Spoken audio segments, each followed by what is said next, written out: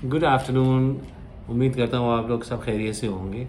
आज छठा व्लॉग है हमारा the survivor story from Kuwait के हवाले से। डैडी की याद में ये स्टोरी जो है वो मैं शेयर कर रहा हूँ आप लोग सबसे।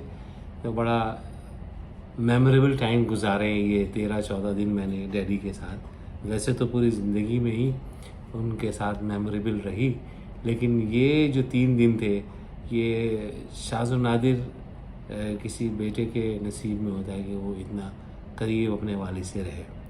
तो बहरहाल के पिछले वीलॉग के अब हवाले से बात करते हैं कि पिछले वीलॉग में काफ़ी लोगों के इंटरेस्टिंग कमेंट्स आए।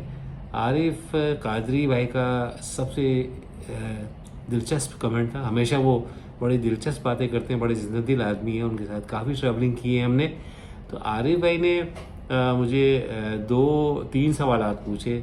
एक तो ये कि उन्होंने कहा कि आप ये बताइए मसूद भाई कि आप और आपके डैडी सिर्फ का जिक्र हो रहा है, बाकी भाई बहन का जिक्र क्यों नहीं हो रहा।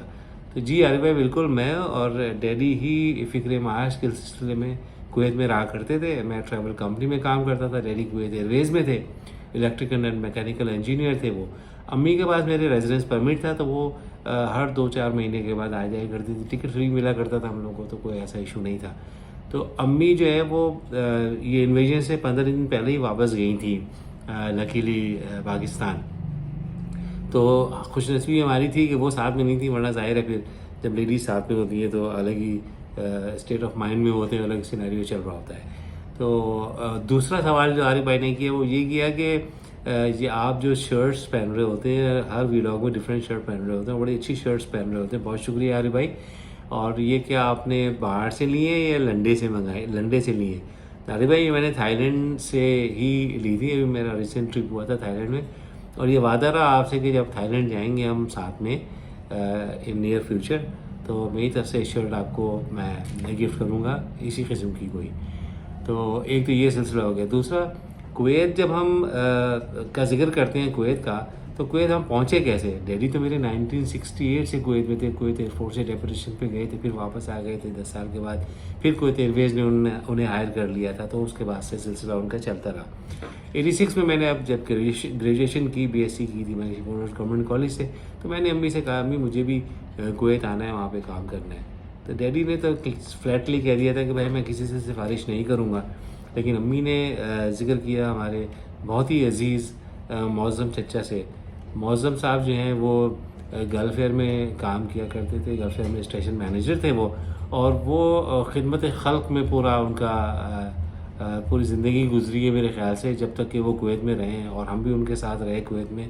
मुझे इत्तेफ़ाक हुआ उन्हीं के साथ पहली दफ़ा करबला की और नजफ़ की ज़ियारत का शरफ़ हासिल किया। बड़े शफ़ीक़ आदमी हैं, अभी भी माशाल्लाह से कराची में ही मुकीम है।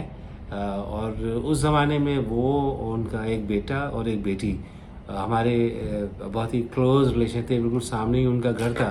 तो उनका जो बड़ा बेटा था उसका हम प्यार से उसको मंटू कहते थे। वैसे माशाल्लाह से हैदर नाम है, आजकल यूएसए में है और बहुत ही कामयाब बच्चा अपनी ज़िंदगी गुजार रहा है। तो मौज़म साहब ने तो बहुत हेल्प की। उन्होंने ही बक्सले पेंट्स वहाँ पे बनी थी कुवैत में, पाकिस्तान की जो ब्रांच थी वहाँ पे नसीम साहब होते थे उनके ओनर। तो उनसे कह के मेरा वीज़ा निकलवाया था बक्सले पेंट का।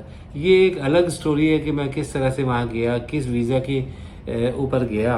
लेबॉर्ट्री एंड केमिस्ट का वीज़ा था मेरा वहाँ पे, लेकिन वहाँ पे जाके मैंने फिर लेबर की तरह काम किया कुवैत में 3-4 महीने।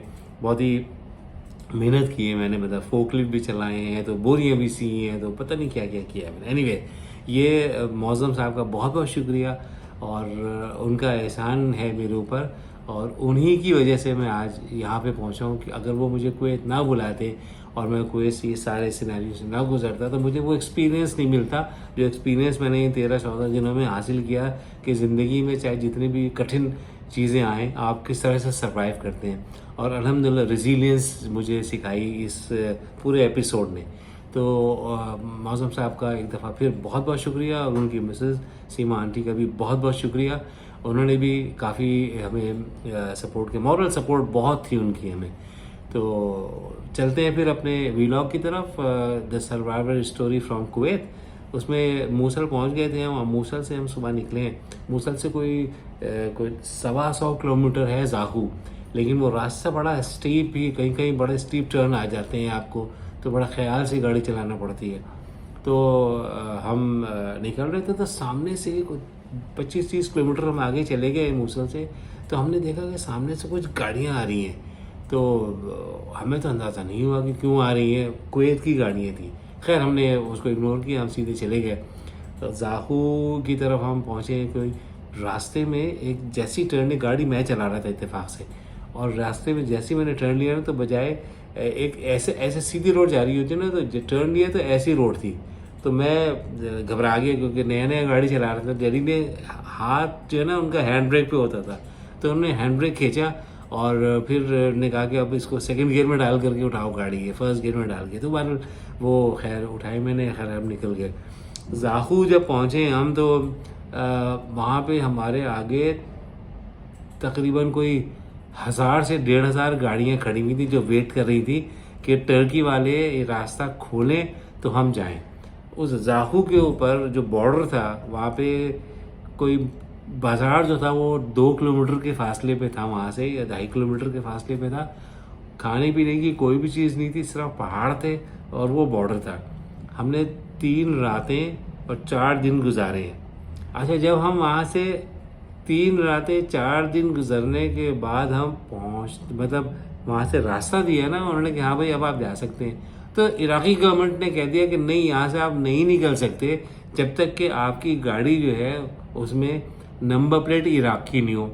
अच्छा भाई, इराकी नंबर प्लेट कहाँ से लगाया? कहने लगे आपको वापस मूसल जाना पड़ेगा, मूसल से जा कर के अपनी गाड़ी की नंबर प्लेट लगवाएं इराक की, फिर आप यहाँ से निकल सकते हैं। तो फिर हमने क्या किया कि जाहिर है सब लोग, सिर्फ हम नहीं, 1000-1500 गाड़ियाँ वापस निकली मूसल की तरफ। जब मूसल की तरफ जब हम निकले हैं, तो ये हम अब अगले एपिसोड में बताएंगे कि रास्ते में क्या हुआ हमारे साथ, और मूसल पहुंच करके किस तरह से हमने नंबर प्लेट हासिल की इराक की। बहुत शुक्रिया।